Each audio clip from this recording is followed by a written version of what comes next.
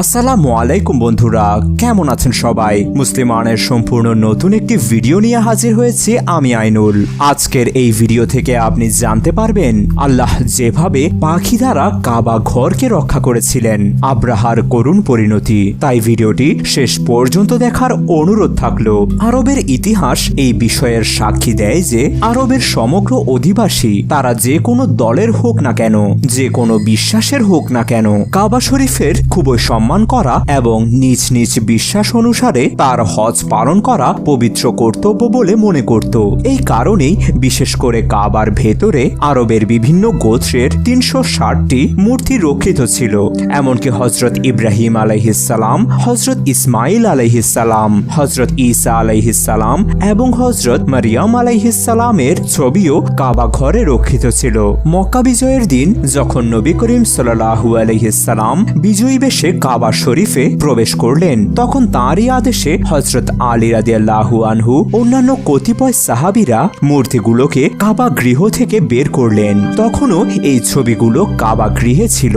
আর একটি রিওয়ায়েতে বর্ণিত আছে যে নবী করিম সাল্লাল্লাহু আলাইহিস সালামের সামনে এই আলোচনা করা হলো যে আরবেরা হযরত ইসমাইল আলাইহিস সালামের ছবি বানিয়েছে এভাবে যে তার হাতে পাশা রয়েছে। তখন রাসূল সাল্লাল্লাহু আলাইহিস সালাম বললেন, মুশরিকরা মিথ্যাবাদী। ইসমাইল আলাইহিস সালাম এই ধরনের অহেতুক কাজ থেকে পবিত্র ছিলেন।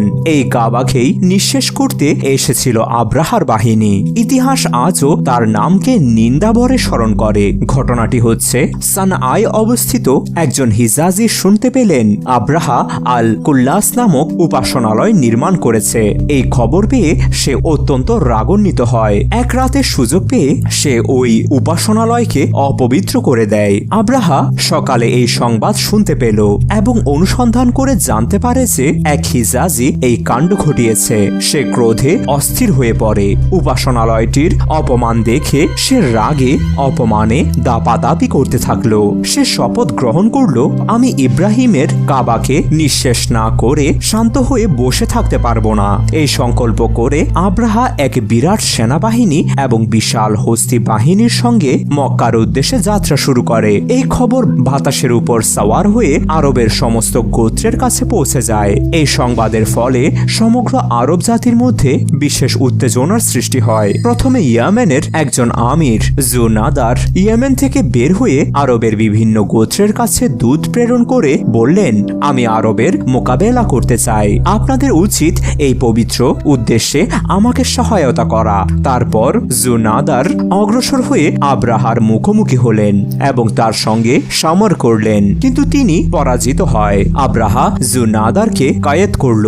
অতঃপর খাসআম গোত্রের সর্দার নুফাইল বিন হাবিব আল খাসআমির সঙ্গে আব্রাহার মোকাবেলা হয়, কিন্তু নুফাইলকেও পরাজিত হতে হলো। তিনিও আব্রাহার কাছেই কয়েদ হলেন। আব্রাহা তায়েফ পৌঁছানোর পর বনু সাকিফ গোত্রের সর্দার মাসউদ বিন মুআত্তাব এগিয়ে আব্রাহাকে আশ্বাস দিল যে আপনার সঙ্গে আমার এবং আমার গোত্রের কোনো বিরোধ নেই। তা এই কারণে যে আমরা বিশ্বাস করি আপনি বাইতুল্লাহকে, যাতে আমাদের সর্বশ্রেষ্ঠ এবং সম্মানিত মাবুদ রক্ষিত রয়েছে, তাকে নিঃশেষ করতে ইচ্ছা পোষণ করেন না।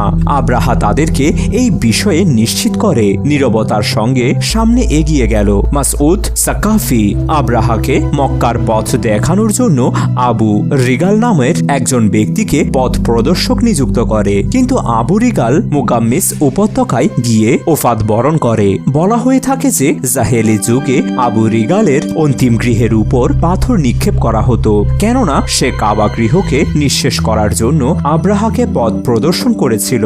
আব্রাহা মুকাম্মিসে পৌঁছানোর পর হাবশী সেনাপতি আসওয়াদ বিন মাকসুদকে মক্কায় গিয়ে অতর্কিত ঝাঁপিয়ে পড়ার নির্দেশ দেয়। আসওয়াদ মক্কার উপকণ্ঠে পৌঁছে দেখতে পায় কুরাইশ এবং অন্যান্য গোত্রের উট, মেষ এবং বকরির পাল মাঠে চড়ে বেড়াচ্ছে। এগুলো সংখ্যায় ছিল অনেক। আসওয়াদ পশুগুলোকে ধরে তার সেনাবাহিনীর কাছে নিয়ে যায়। এতে আব্দুল মুত্তালিবেরই ২০০ উট ছিল।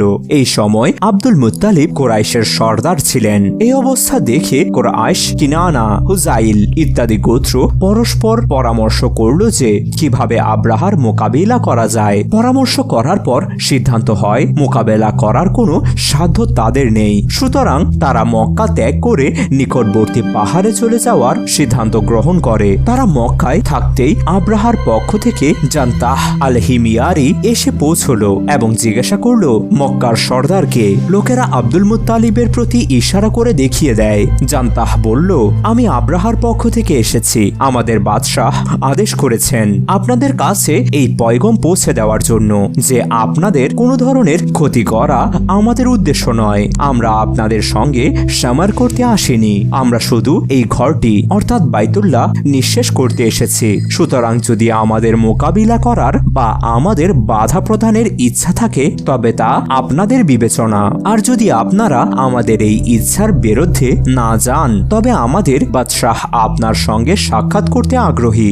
আব্দুল মুত্তালিব বললেন, তোমাদের বাদশাহের সঙ্গে সামার করা আমাদের সম্ভব নয়। এটা আল্লাহ তাআলার ঘর এবং তার সম্মানিত নবী হযরত ইব্রাহিম আলাইহিসসালামের স্মৃতি। সুতরাং একে রক্ষা করার ইচ্ছা যদি আল্লাহ তাআলার না হয় তবে কিছুতেই আমাদের বাধা প্রদানের সাধ্য নেই। এই কথোপকথনের পর আব্দুল মুত্তালিব আব্রাহার সেনা শিবিরে পৌঁছলেন। এক সভাসদের সুপারিশ এবং পরিচয় প্রদানের পর তাকে আব্রাহার সামনে উপস্থিত করা হয়। আব্দুল মুত্তালিব সুন্দর চেহারার এবং গম্ভীর প্রকৃতির মানুষ ছিলেন। আব্রাহা তাকে দেখে তার সঙ্গে খুবই সম্মানজনক আচরণ করল এবং তার বিনোদনের আসর বসালো। কথাবার্তা শুরু হলে আব্দুল মুত্তালিবের প্রাঞ্জল ভাষা এবং বাগ্মিতায় আরো প্রভাবিত হলো। কথা বলতে বলতে যখন আসল ব্যাপারে আলোচনা শুরু হয় আব্দুল মুত্তালিব অভিযোগ করলেন, আপনার এক সেনাপতি আমার উটগুলো ধরে নিয়ে এসেছে। আমি আপনার কাছে আবেদন জানাচ্ছি আমার উটগুলো আমাকে দিয়ে দেওয়া হোক। আব্রাহা এই কথা শুনে বলল, আব্দুল মুত্তালিব, আমি তো আপনাকে খুবই বুদ্ধিমান মনে করেছিলাম, কিন্তু আমি আপনার এই আবেদন শুনে বিস্মিত হয়েছি। আপনি জানেন আমি কাবাগৃহ নিঃশেষ করতে এসেছি, আর কাবাগৃহ আপনার কাছে সবচেয়ে সম্মানিত ও পবিত্র, কিন্তু আপনি এই ব্যাপারে কথাও না বলে এমন একটি তুচ্ছ বিষয়ের উল্লেখ করলেন। অতঃপর আব্দুল মুত্তালিব বললেন, বাদশাহ, উটগুলো আমার মালিকানাধীন, তাই আমি এই ব্যাপারে আবেদন করলাম। আর কাবাগৃহ আমার ঘর নয়, এটা আল্লাহ তাআলার পবিত্র ঘর, তিনি তার রক্ষক। আল্লাহর দরবারে আমার সত্তার কি মূল্য আছে যে আমি কাবাগৃহেও রক্ষার জন্য সুপারিশ করব? আব্রাহা বলল, এখন কেউ একে আমার হাত থেকে রক্ষা করতে পারবে না। আব্দুল মুত্তালিব জবাব দিলেন, তা আপনি জানেন আর কাবাগৃহের যিনি মালিক তিনি জানেন। এই পর্যন্ত এসে তাদের কথোপকথন শেষ হয়। আব্রাহা নির্দেশ দিল আব্দুল মুত্তালিবের উটগুলো তাকে ফিরিয়ে দেওয়া হোক। মোহাম্মদ বিন ইসহাক বলেন, বনু বকরের সর্দার ইয়ামার বিন নাফাসাহ এবং বনু হুজাইলের সর্দার খুয়াইলিদ বিন ওয়াসিলাহ আব্দুল মুত্তালিবের সঙ্গে ছিলেন। ফিরে আসার আগে তারা আব্রাহার জন্য এই প্রস্তাব পেশ করলেন, আপনি যদি কাবাগৃহ নিঃশেষ করা থেকে বিরত থাকেন তবে আমরা হিতামা অঞ্চলের 1/3 সম্পদ আপনার খেদমতে উপস্থিত করব। কিন্তু আব্রাহা তার শক্তি ও প্রতাপের মোহে মত্ত থেকে তাদের প্রস্তাব প্রত্যাখ্যান করল এবং সংকল্পে অটল থাকল। ফলে তারা বিফল হয়ে ফিরে যায়। আব্দুল মুত্তালিব মক্কায় ফিরে এসে কুরাইশ এবং অন্যান্য গোত্রের লোকেদের সমবেত করলেন এবং আব্রাহার সঙ্গে তার কি আলোচনা হয়েছে সেটা জানালেন। তিনি তাদের সবাইকে পরামর্শ দিলেন যে এখন তোমাদের সবাইকে নিকটবর্তী গিয়ে আশ্রয় গ্রহণ করা উচিত। এই হৃদয় বিদারক দৃশ্য চোখে দেখতে যেন না হয়। মক্কাবাসীরা পাহাড়ের দিকে যাওয়ার সময় আব্দুল মুত্তালিবের নেতৃত্বে কাবাগৃহের পাশে জড়ো হলেন। কাবার দরজার শিকল ধরে তারা সবাই আল্লাহ তাআলার দরবারে এই প্রার্থনা করলেন, হে আল্লাহ, এই বিষয়ে আমরা চিন্তিত নই। আমরা যখন আমাদের সম্পদ রক্ষা করতে পারি তখন তোমার সম্পদ অর্থাৎ কাবা অবশ্যই তোমাকে রক্ষা করতে হবে। তোমার রক্ষণাবেক্ষণের উপর কারো শক্তি জয়ী হতে পারে না এবং এগুলো করা কোনো মুশরিকের সাধ্য নেই। তবে হ্যাঁ, তুমি নিজেই যদি তাদেরকে তোমার ঘর নিঃশেষ করতে দাও তবে আমরা কি করব? তোমার মন যা চায় তুমি তাই করো। আব্দুল মুত্তালিব তার বিশেষ পদ্ধতির সঙ্গে তৎক্ষণাৎ এই কবিতাগুলো আল্লাহ তাআলার দরবারে পেশ করলেন। ইতিহাসবিদগণ সেগুলো উল্লেখ করেছেন, হে আল্লাহ, একজন দাসও তার দলবলকে রক্ষা করে, সুতরাং তুমি তোমার বিধিসম্মত ও ন্যায়সঙ্গত সম্পদ ও লোকজনকে রক্ষা করো। ওদের ক্রুশ ও শক্তি যেন তোমার প্রতাপ ও পরাক্রমের উপরে জয়যুক্ত না হয়। আমাদের কিবলাকে যদি তুমি শত্রুর করুণার উপর ছেড়ে দিতে চাও তাহলে যা খুশি করো। আব্দুল মুত্তালিব এবং কুরাইশ গোত্রের সব লোক মক্কা ত্যাগ করে নিকটস্থ পাহাড়ে আশ্রয় গ্রহণ করল। করলেন। কি ঘটনা ঘটে তার জন্য অপেক্ষা করতে লাগলেন। আব্রাহা পরের দিন সকালে তার সেনাবাহিনীকে সামনের দিকে অগ্রসর করলেন। প্রথম সারিগুলোতে ছিল হস্তি বাহিনী আর তার পেছনে ছিল বিরাট পদাতিক বাহিনী। আব্রাহার সেনাবাহিনী মক্কায় পৌঁছানোর আগেই পথিমধ্যে অকস্মাৎ ঝাঁকে ঝাঁকে পাখি এসে সৈন্যদের মাথার উপর শূন্যমণ্ডল চেয়ে ফেলল। পাখিদের ঠোঁট এবং পাঞ্জার নিচে ছোট ছোট প্রস্তর খণ্ড ছিল। পাখিরা সেনাবাহিনীর উপর সেগুলো ফেলতে লাগলো। যার গায়েই তা লাগলো তারই করুণ পরিণতি হতে লাগলো। ফলে কিছুক্ষণের মধ্যেই সমস্ত সেনাবাহিনী ছিন্ন ভিন্ন হয়ে যায়। আল্লাহ রব্বুল আলামিন আমাদের সঠিক বুঝে সঠিক আমল করার তৌফিক দান করুন, আমিন। এমন শিক্ষণীয় ও জ্ঞান নির্ভর ইসলামিক ঘটনা নিয়ে নিয়মিত মুসলিমানে হাজির হব ইনশাআল্লাহ। তাই যদি মুসলিমানকে এখনো সাবস্ক্রাইব না করে থাকেন তাহলে এখনই সাবস্ক্রাইব বাটনে ক্লিক করুন এবং বেল আইকনে ক্লিক করতে ভুলবেন না। ভিডিওটি যদি ভালো লেগে থাকে তাহলে বেশি বেশি লাইক এবং কমেন্ট করুন, যাতে ভিডিওটি ট্রেন্ডিং হয়ে লক্ষ লক্ষ মুসলমানের কাছে পৌঁছে যায়, এবং আপনার বন্ধুদের সাথে শেয়ার করবেন যাতে তারাও নিজেদেরকে সঠিক পথে পরিচালিত করার একটি দিক নির্দেশনা পায়। আপনাদের কাছে এই পাওনাটি আমাদের পরবর্তী কাজের উৎসাহ যোগাবে এবং আমাদের অন্যান্য ভিডিওগুলো না দেখে থাকলে দেখে নিতে পারেন এখনই।